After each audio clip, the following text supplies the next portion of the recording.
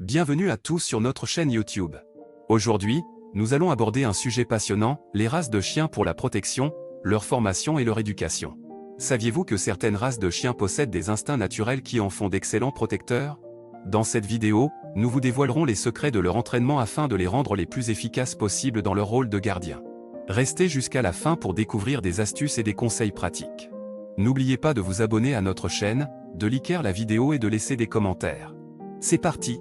Les races de chiens pour la protection sont devenues de plus en plus populaires ces dernières années. De nombreux propriétaires de chiens cherchent à se sentir en sécurité chez eux et à protéger leurs propriétés contre les intrus potentiels.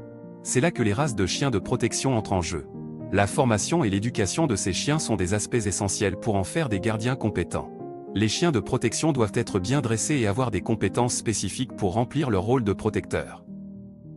La première étape de la formation d'un chien de protection consiste à choisir la bonne race. Il existe de nombreuses races de chiens qui sont réputées pour leur instinct de protection naturel. Parmi les races les plus couramment utilisées, on trouve le berger allemand, le doberman, le rottweiler et le malinois belge. Ces races possèdent les caractéristiques physiques et comportementales nécessaires pour être de bons chiens de protection. Une fois que la race de chien a été choisie, la formation peut commencer. La formation d'un chien de protection vise à développer sa confiance en lui, sa socialisation et ses compétences en matière de protection. Il est essentiel de travailler avec un dresseur de chiens expérimenté qui comprend les besoins spécifiques de cette race particulière.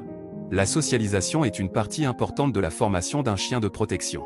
Il est essentiel d'exposer le chien à différents environnements, personnes et situations dès son plus jeune âge. Cela permettra au chien de développer des compétences sociales appropriées et de mieux comprendre ce qui est considéré comme une menace potentielle. La formation en matière de protection comprend également l'apprentissage des commandes de base telles que assis, couché, reste et au pied. Cela permettra au propriétaire de contrôler le chien dans différentes situations et de l'empêcher de réagir agressivement de manière inappropriée. En plus des compétences de base, les chiens de protection doivent également être formés à détecter les intrus potentiels. Cela peut inclure l'apprentissage de la reconnaissance des odeurs, des comportements suspects et l'alerte du propriétaire en cas de danger. Il est important de noter que la formation d'un chien de protection ne se termine jamais. Ces chiens ont besoin d'un entraînement régulier pour maintenir leurs compétences et leur vigilance. Les propriétaires doivent être prêts à investir du temps et de l'énergie dans la formation continue de leurs chiens. En conclusion, les races de chiens pour la protection nécessitent une formation et une éducation appropriées pour en faire des gardiens compétents.